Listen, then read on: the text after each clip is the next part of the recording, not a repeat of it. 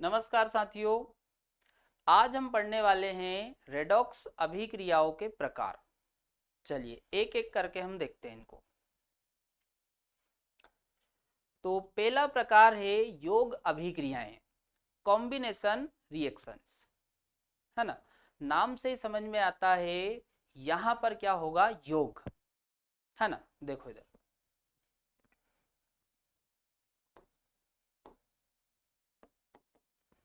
जैसे कार्बन और ऑक्सीजन, ये दोनों आपस में मिलकर बना लेते हैं CO2।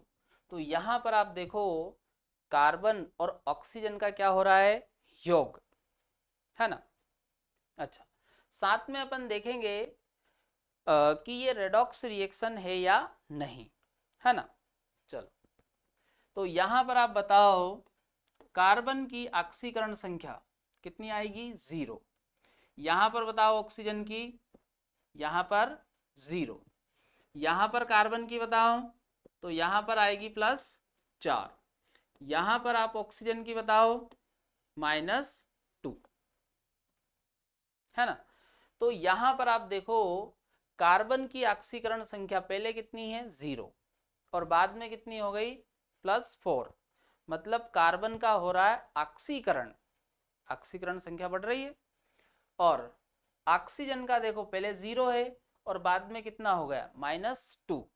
मतलब ऑक्सीजन की ऑक्सीकरण संख्या कम हो रही है, मतलब ऑक्सीजन का क्या हो रहा है, अपचयन। तो ऐसी अभिक्रियाएं जिनमें ऑक्सीकरण और अपचयन दोनों होता है, उन्हीं को हम क्या बोलते हैं, रेडॉक्स रिएक्शन। इतना समझ में आ रहा है। चलो अगला एग्जांपल देखो।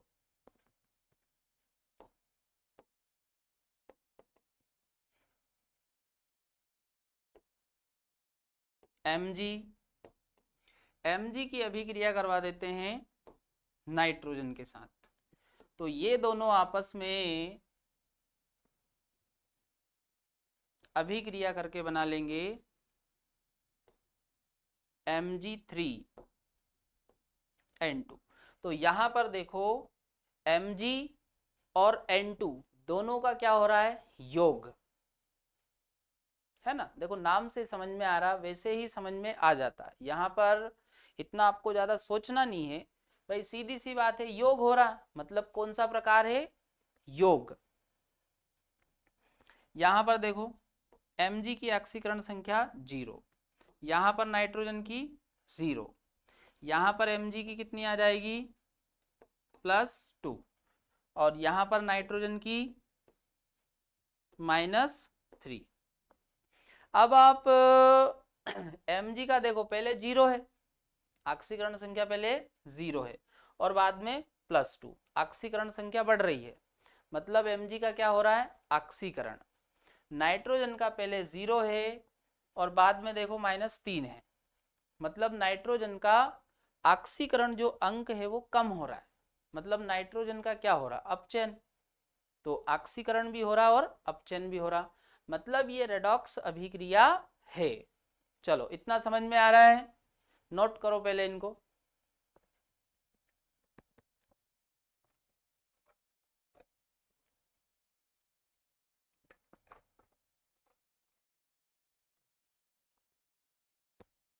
चलो अगला प्रकार देखो। अगला प्रकार है अपघटन अभिक्रियाएं, डीकम्पोजिशन रिएक्शंस। अब ये जो अपघटन अभिक्रियाएं होती है, ये योग अभिक्रियाओं के विपरीत होती है। याद रखना, ये योग अभिक्रियाओं के कैसी होती है, विपरीत। समझो इधर,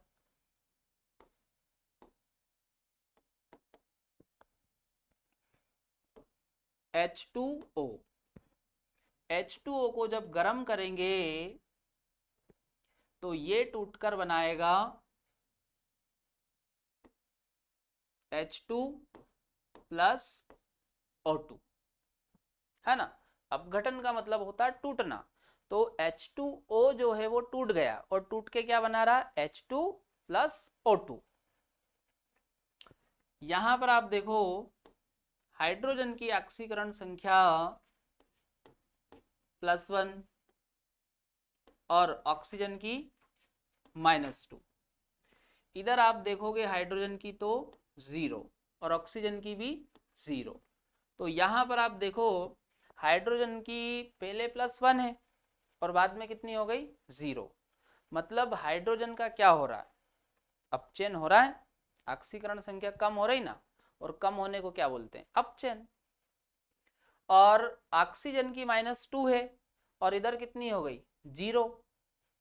मतलब ऑक्सीजन की जो ऑक्सीकरण संख्या है वो बढ़ रही है, और बढ़ने को क्या बोलते हैं, ऑक्सीकरण। मतलब ये जो अभिक्रिया है ये रेडॉक्स है। इतना समझ में आया। अगला देखो,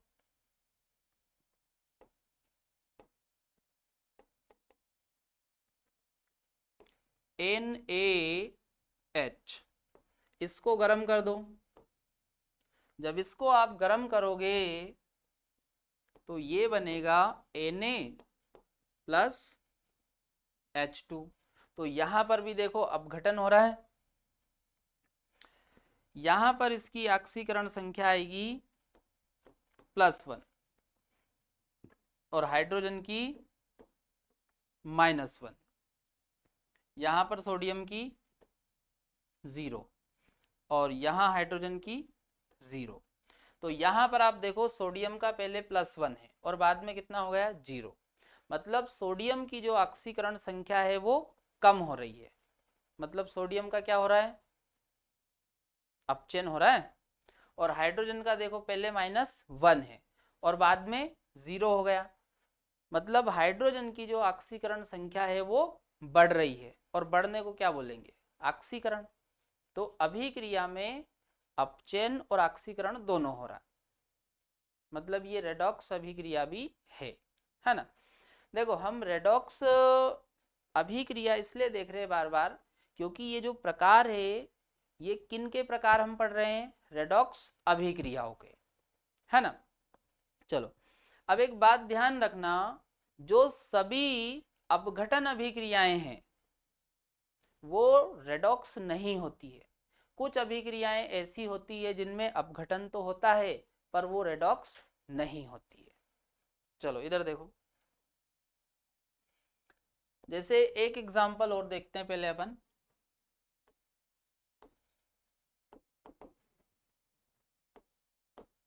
KClO3, इसको आप गर्म करो। तो जब आप इसको गर्म करोगे तो ये KCl प्लस साथ में बनाता है O2। तो यहां पर देखो अपघटन हो रहा है। पोटेशियम की ऑक्सीकरण संख्या +1, क्लोरीन की +5 आ जाएगी, ऑक्सीजन का -2, यहां पर पोटेशियम का +1, क्लोरीन का -1, और यहां देखो ऑक्सीजन का 0 आ जाएगा। चलो तो यहां पर देखो पोटेशियम का यहाँ भी +1 है और यहाँ भी +1 है। मतलब पोटेशियम का तो कुछ भी नहीं हो रहा, ना तो ऑक्सीकरण हो रहा ना अपचयन। अगला देखो क्लोरीन का यहाँ पे +5 है और यहाँ पे क्लोरीन का -1। मतलब क्लोरीन की जो ऑक्सीकरण संख्या उसमें क्या हो रही है, कमी।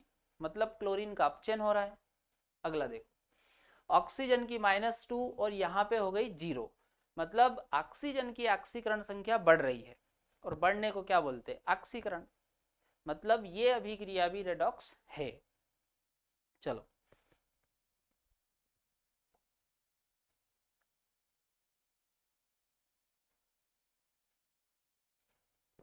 अब ये पॉइंट ध्यान रखना, मैंने आपको अभी थोड़ी देर पहले भी बताया था कि जो सभी अपघटन अभिक्रियाएं हैं वो रेडॉक्स नहीं होती है।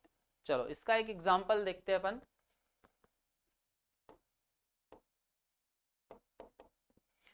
जैसे CaCO3। अब ये जो CaCO3 है इसको आप तोड़ोगे तो ये बनेगा CaO और साथ में CO2 बनता है। तो यहां पर आप देखो ये अपघटन अभिक्रिया तो है भाई CaCO3 टूट रहा है तो अपघटन तो है पर ये रेडॉक्स नहीं है। समझो इसको। यहां पर आप कैल्शियम की ऑक्सीकरण संख्या देखोगे तो कितनी आएगी, +2, कार्बन की +4, ऑक्सीजन की -2। अब यहां पर देखो कैल्शियम की +2 आएगी, ऑक्सीजन की -2, यहां पर आओ कार्बन की +4, ऑक्सीजन की -2। ठीक है, तो यहां पर आप देखो कैल्शियम की ऑक्सीकरण संख्या पहले कितनी है, +2, और बाद में भी कितनी है, +2। कोई परिवर्तन नहीं आ रहा, मतलब ना तो ऑक्सीकरण हो रहा ना अपचयन। कार्बन की देखो +4 और बाद में भी कितनी है, +4, मतलब कार्बन का भी कुछ नहीं हो रहा है।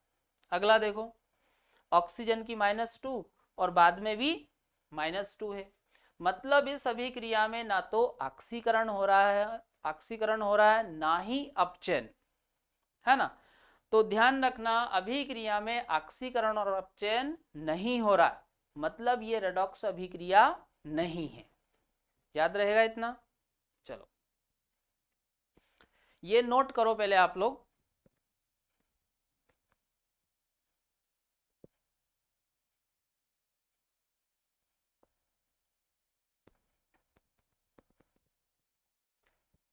चलो अगला टाइप देखो, अगला है विस्थापन अभिक्रियाएं, डिस्प्लेसमेंट रिएक्शंस। अब जो विस्थापन अभिक्रियाएं हैं इनमें किसी भी यौगिक में परमाणु या आयन, या तो आप परमाणु बोल दो या आयन का जो विस्थापन होता है दूसरे तत्व के परमाणु या आयन के द्वारा हो जाता है। जैसे आप इधर देखो, जैसे मान लो ये x है और ये y z, तो ये जो x y z है अभी ये परमाणु है, क्या मान रहे हैं अपन इनको, परमाणु। तो यहां पर देखो ये तो परमाणु है पर ये क्या है, यौगिक। भाई दोनों साथ में है ना, तो ये क्या है, यौगिक। तो यहां पर क्या होगा, ये जो x है ये आ जाएगा y की जगह पर, और जो y है इसका हो जाएगा विस्थापन। तो ये बन जाएगा x z प्लस y। तो कहने का मतलब ये है कि भाई यहां पर क्या होगा, विस्थापन, है ना। परमाणु का विस्थापन हो सकता है या आयन का विस्थापन हो सकता है, इतना याद रहेगा। अब ध्यान रखना ये जो विस्थापन अभिक्रियाएं हैं ये दो प्रकार की होती है। विस्थापन अभिक्रियाएं कितने प्रकार की होती है, दो। धातु विस्थापन और अधातु विस्थापन, है ना। तो विस्थापन अभिक्रियाएं दो प्रकार की होती है, एक प्रकार है धातु विस्थापन और दूसरा प्रकार है अधातु विस्थापन, है ना। चलो अब धातु विस्थापन और अधातु विस्थापन दोनों को हम एक एक करके समझते हैं, है ना। चलो अब देखो धातु विस्थापन, मतलब यहां पर विस्थापन किसका होगा, धातु का। नाम से ही समझ में आ रहा, धातु विस्थापन मतलब यहां पर विस्थापन किसका होगा, धातु का। चलो एग्जाम्पल से समझो इसको।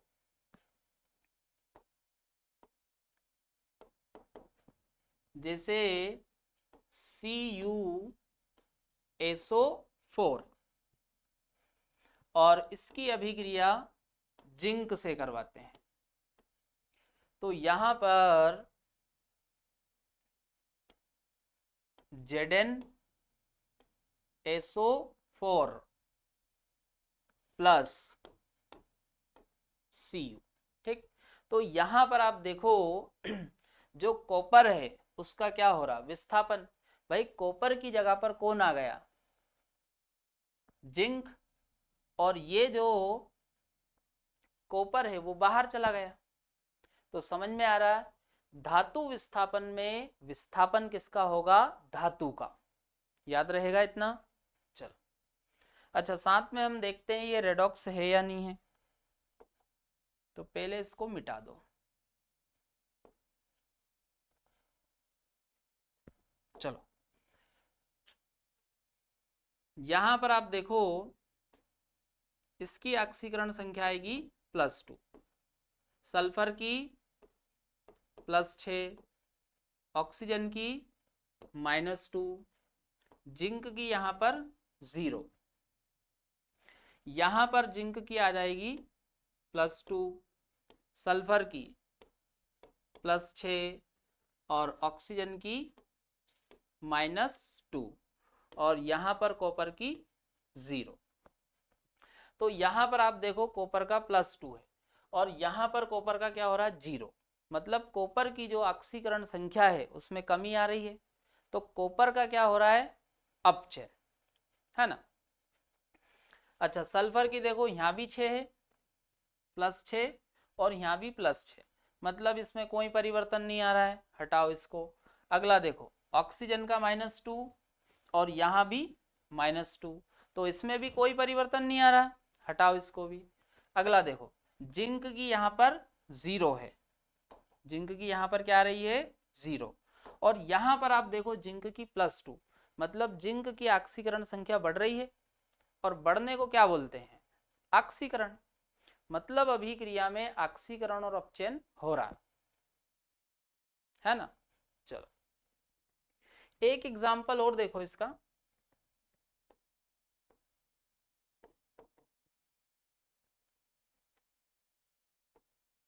V2O5, इसकी अभिक्रिया करवा देते हैं कैल्शियम के साथ। तो यहां पर CaO बन जाएगा और साथ में ये जो वेनेडियम है ये बाहर चला जाएगा। तो देखो कैल्शियम भी क्या होता धातु और वेनेडियम भी क्या है धातु। तो यहां पर आप देखो वेनेडियम चला गया बाहर और यहां पर क्या आ गया कैल्शियम, तो क्या बन गया CaO। तो समझ में आ रहा है यहाँ पर जो विस्थापन है वो एक धातु का विस्थापन दूसरी धातु के द्वारा होता है, इतना समझ में आ रहा। अच्छा अगला देखो, यहां पर आप इसका ऑक्सीडेशन नंबर देखोगे तो +5, ऑक्सीजन का -2, कैल्शियम का 0, यहां पर कैल्शियम का +2 और ऑक्सीजन का -2, यहां पर वेनेडियम का 0। अब आप देखो वेनेडियम की ऑक्सीकरण संख्या पहले कितनी है +5 और बाद में कितनी हो गई 0, मतलब कम हो रहा है, और कम होने को क्या बोलते हैं अपचयन बोलते हैं। तो वेनेडियम का क्या हो रहा अपचयन। अगला देखो ऑक्सीजन का यहाँ पर कितना है -2 और यहाँ भी कितना है -2, मतलब ऑक्सीजन का कुछ नहीं हो रहा है। अगला देखो कैल्शियम का यहाँ पर कितना है 0 और यहाँ कितना हो गया +2, मतलब कैल्शियम की ऑक्सीकरण संख्या बढ़ रही है, और बढ़ने को क्या बोलते हैं ऑक्सीकरण, है ना। चलो तो अभिक्रिया में ऑक्सीकरण और अपचयन दोनों हो रहा, मतलब ये रेडॉक्स रिएक्शन है। चलो पहले ये नोट करो फिर अगला अपन देखते हैं।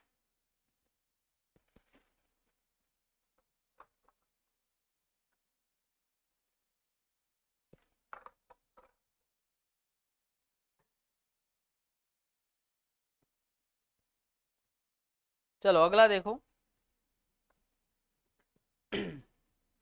अगला है आधातु विस्थापन, है ना, नॉन मेटल डिस्प्लेसमेंट।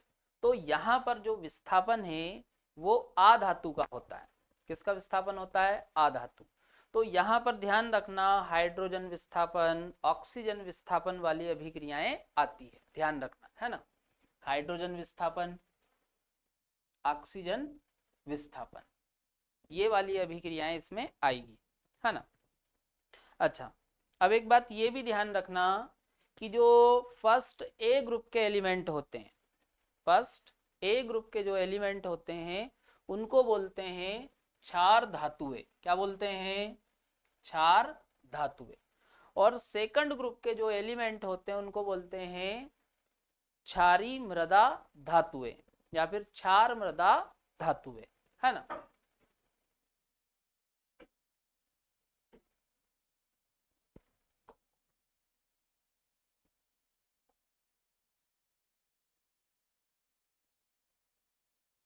चलो, तो ध्यान रखना, जो फर्स्ट ग्रुप के एलिमेंट होते हैं वो तो सभी, और सेकंड ग्रुप के जो एलिमेंट है उनमें कैल्शियम आ जाएगा, स्ट्रांसियम आ जाएगा, बेरियम आ जाएगा, है ना। ये अच्छे रिडक्टेंट होते हैं, है ना।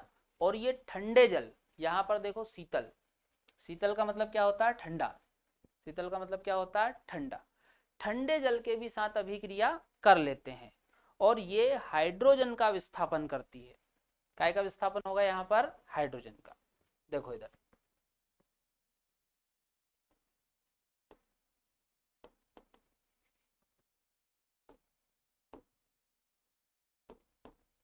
सोडियम की अभिक्रिया अपन जल के साथ करवा देते हैं, तो जब यहाँ पर अभिक्रिया होगी तो ये बनेगा NaOH, है ना, प्लस साथ में ये जो H2 गैस, सॉरी, साथ में जो H2 है इसका विस्थापन हो जाएगा, है ना। या फिर आप H2 गैस भी बोल सकते हो, है ना, क्योंकि ये गैस फॉर्म में होता है। तो यहाँ पर आप देखो हाइड्रोजन का विस्थापन हो रहा है। चलो इसी प्रकार से एक और देखो, जैसे Mg के साथ अपन करवा देते हैं जल की अभिक्रिया, तो यहाँ पर जब अभिक्रिया होगी तो यहाँ बनेगा MgOH का halt wise plus H2 gas बाहर चली जाएगी। मतलब यहाँ पर देखो, यहाँ भी किसका विस्थापन हो रहा है, H2 का, और यहाँ भी किसका विस्थापन हो रहा है, H2। और हाइड्रोजन क्या होता है, आधातु। तो ध्यान रखना, ऐसी अभिक्रियाएं जिनमें H2 का विस्थापन होता है, ऑक्सीजन O2 का विस्थापन होता है, वो अभिक्रियाएं किस प्रकार की होती है, आधातु विस्थापन। याद रहेगा इतना। चलो, तो आज ये जो पढ़ा समझ में आया। चलो आज के लिए अपन इतना ही रखते हैं। अब अगले वीडियो में हम रेडॉक्स रिएक्शन के जो बचे हुए प्रकार है उनके बारे में पढ़ेंगे। चलिए।